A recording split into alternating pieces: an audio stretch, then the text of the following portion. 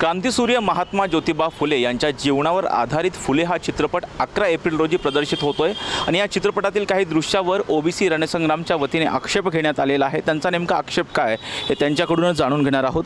11 तारखेला महात्मा ज्योतिबा फुले यांच्या जीवनावर चित्रपट प्रदर्शित होतोय, तुमचा काय आक्षेप आहे? या चित्रपटात मुळात या चित्रपटाचं नाव आता तुम्ही नाव घेतलं की महात्मा ज्योतिबा फुले, या चित्रपटाचं नाव नुसतं फुले म्हणजे जागतिक दर्जाचे जागतिक पातळीचे हे महापुरुष होते आणि त्यांच्या चित्रपटाचं नाव तुम्ही एकेरीत उल्लेख करता, मग नक्की तुम्हाला त्यांचा गौरव करायचा आहे का कुठंतरी त्यांचं ते चरित्र त्यांचं काम ते कमी करायचे ही आम्हाला एक शंका वाटते।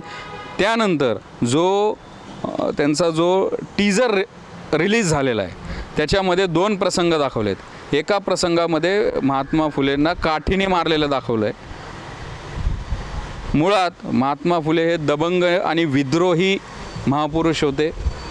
त्यांनी जी पाखंडी इथली व्यवस्था होती, समाज व्यवस्था होती, जे सनातन्यांनी इथं उच्छाद मांडला होता, स्त्रियांना अस्पृश्यांना कोणतेही शिक्षणाचे बाकीचे कोणते अधिकार नव्हते, अशा याच्यामध्ये या सर्व सनातन्यांचा जो हा पुणे होता, या पुण्यामध्ये त्यांनी विद्रोह करून पुण्यामध्ये मोठी चळवळ उभा केली आणि एक जागतिक कीर्तीचं त्यांनी काम केलं। त्यामुळं महात्मा फुले हे विद्रोही होते, हे दबंग होते, हे विचारांचे पक्के होते आणि आक्रमक होते। तर त्यांना कधीच कुणी मारहाण केलेली नाही।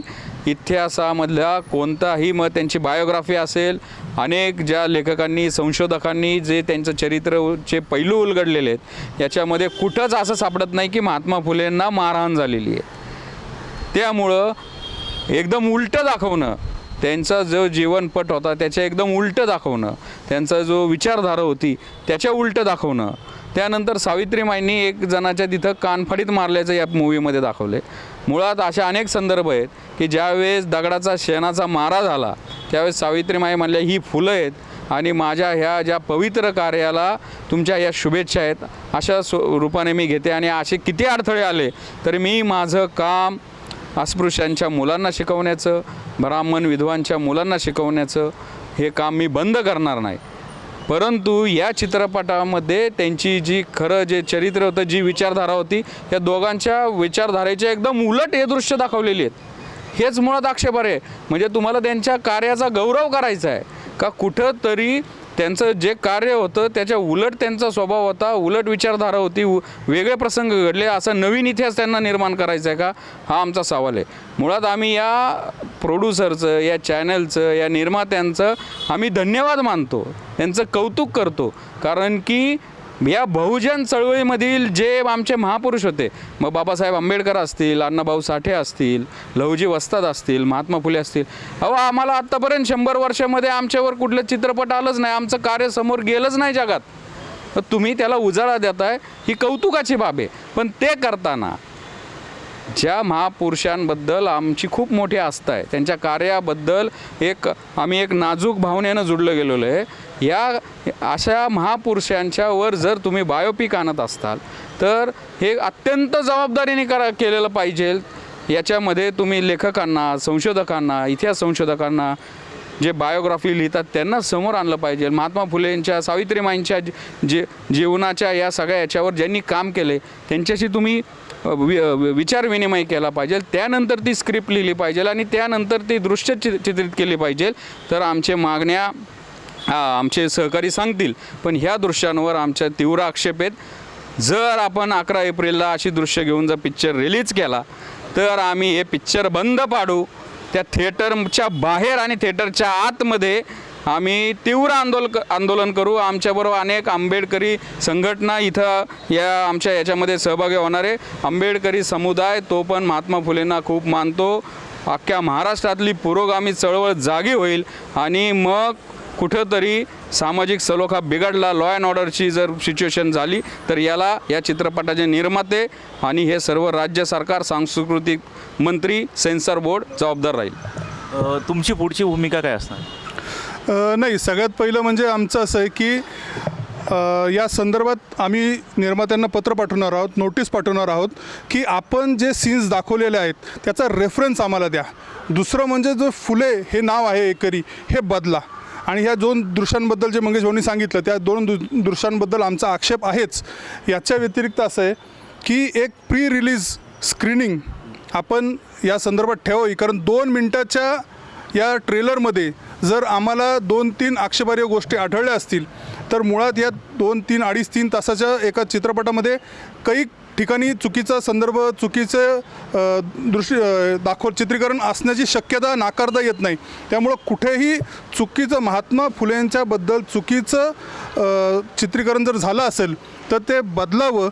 आमची पुढची भूमिका अशी असेल की अर्थात आम्ही आता झी स्टुडिओजला आम्ही पत्र लिहिलेलं आहे, त्याच्या संदर्भात आम्ही आता त्यांना लीगल नोटीसही पाठवू आणि सांस्कृतिक मंत्र्याशी बोलू आणि सरकारशी बोलू की तुम्ही मध्यस्थी करा आणि हे जे चित्रीकरण आहे, हे जे सीन्स आहेत की ज्यांनी जनसामान्यांच्या भावना दुखावल्यात, या सीन्स काढूनच आपण पिक्चर रिलीज करावा किंवा त्याच्यामध्ये जे काही दुरुस्ती आहेत ते आपण निश्चित करावी.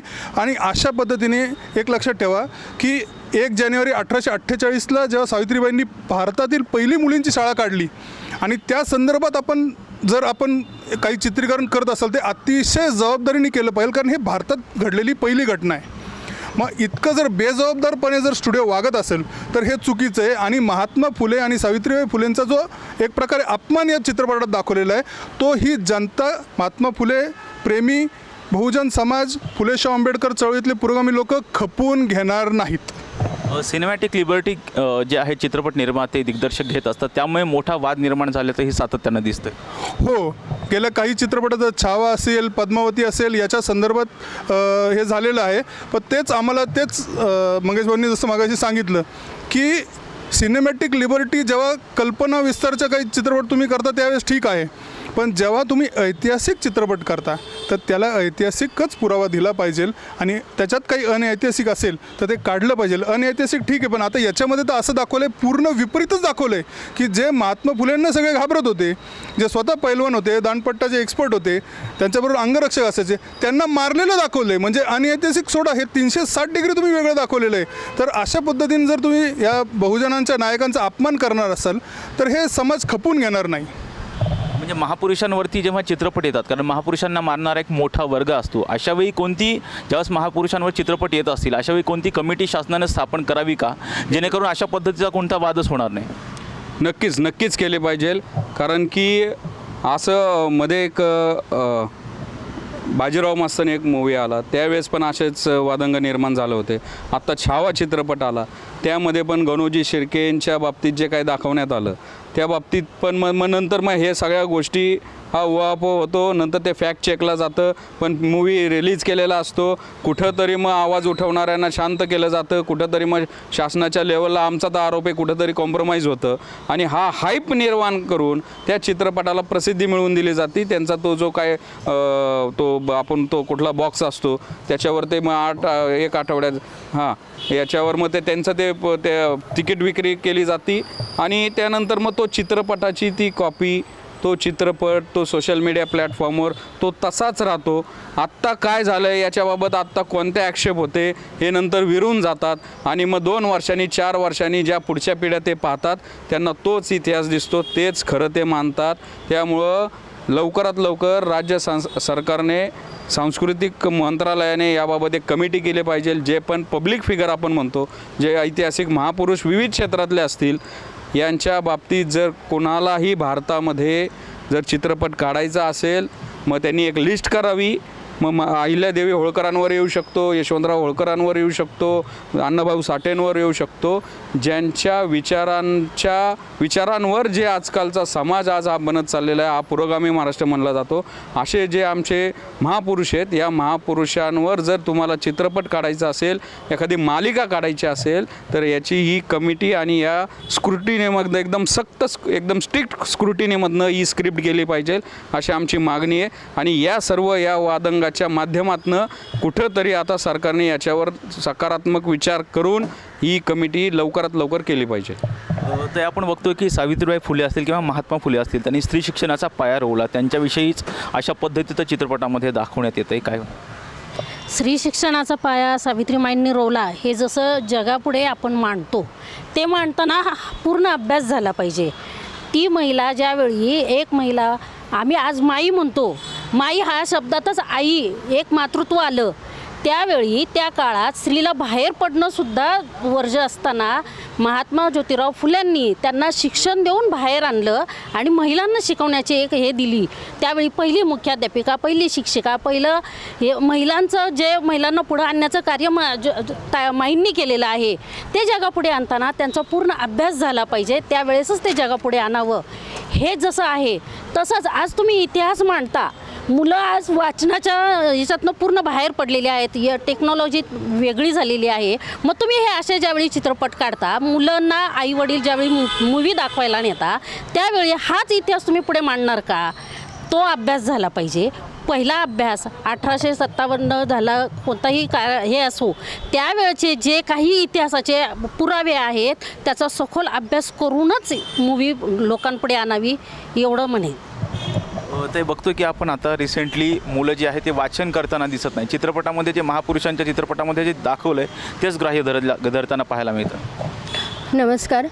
खरं तर आपण पाहतोय की वारंवार चित्रपट असो किंवा मोठमोठ्या नेत्यांच्या तोंडून आपल्या भारतातील महापुरुषांचा हा वारंवार सातत्याने अपमान होत आहे.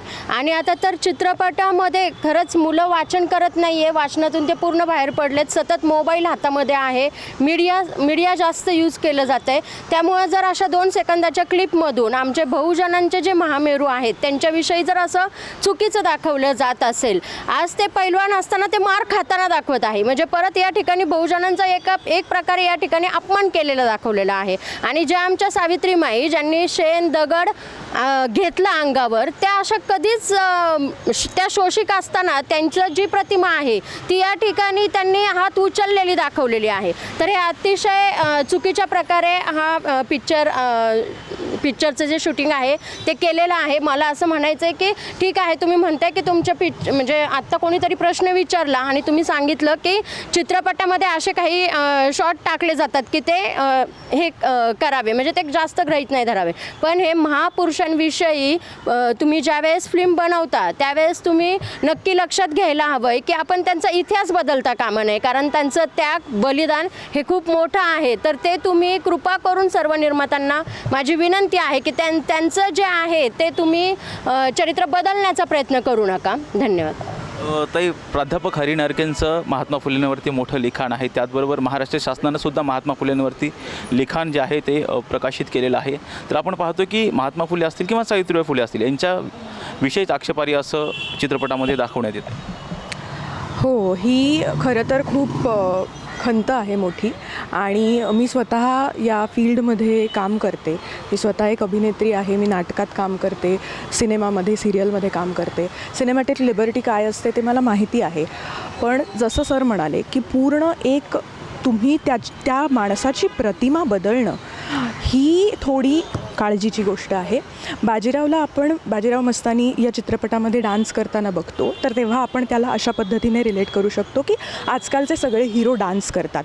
पण मग मला असं वाटतं, असं जर का तुम्हाला करायचं आहे तर मग ऐतिहासिक चित्रपट बनवूच नका ना. तुम्हाला जर का त्यांची मूल्य आवडली आहेत तर एक नवीन हिरो तयार करा आणि त्यांच्या मूल्यांवर आधारित हा हिरो आहे असं तुम्ही सांगून एक नवीन पात्र ते करतं आहे असं सांगा. पण जेव्हा तुम्ही महात्मा फुले आणि सावित्रीबाई माईंना तिथे दाखवता आहात तर आम्हाला बघताना त्यांनी ज्या पद्धतीने जगणं ते जगत आले, त्यांच्या त्या जगण्यात त्या मूल्यांवर आम्ही आमचं जगणं आज जगतो आहोत, तर आम्ही हे घेताना काय घेणार? जर माझ्यासारख्या एखाद्या मुलीला सावित्रीमाईंना बघून असं वाटलं की मी पण लगावून देऊ शकते कोणाला तरी, आणि यातून जर का हिंसेचा प्रचार झाला, तर माझ्या महात्म्यांनी हिंसेचा प्रचार करण्याचं नाही शिकवलेलं ना, तर ते चुकीच्या पद्धतीने फक्त पोहोचू नये एवढीच आमची भावना आहे. निश्चित आपण बघतोय की 11 तारखेला महात्मा ज्योतिराव फुले यांच्या जीवनावर आधारित फुले हा चित्रपट प्रदर्शित होणार आहे. आणि या चित्रपटातील काही दृश्याला ओबीसी रणसंग्राम संघटनेच्या वतीने आक्षेप घेण्यात आलेला आहे. अमित भागवतसह राजरत्न जोंधे, टॉप न्यूज मराठी, पुणे. 25 वर्षांचा प्रदीर्घ अनुभव व अत्याधुनिक तंत्रज्ञान यांनी सुसज्ज असे पुण्यातील आकाश आय क्लिनिक व लेझर सेंटर. रोबोटिक पद्धतीने वेदनारहित मोतीबिंदू शस्त्रक्रिया, तेही विना टाका व विना इंजेक्शन. मेडिक्लेमची सुविधा व सेम डे डिस्चार्ज. लेसिक लेझरने चष्म्यापासून कायमची मुक्ती फक्त 10 मिनिटात. काचबिंदू, रेटिना, ड्राय आय, मायोपिया अशा अनेक डोळ्यांच्या विकारांवर उपचार म्हणजेच आकाश आय क्लिनिक आणि लेझर सेंटर. CTR कंपनी जवळ, विमान नगर, नगर रोड, पुणे. संपर्क 8888173100.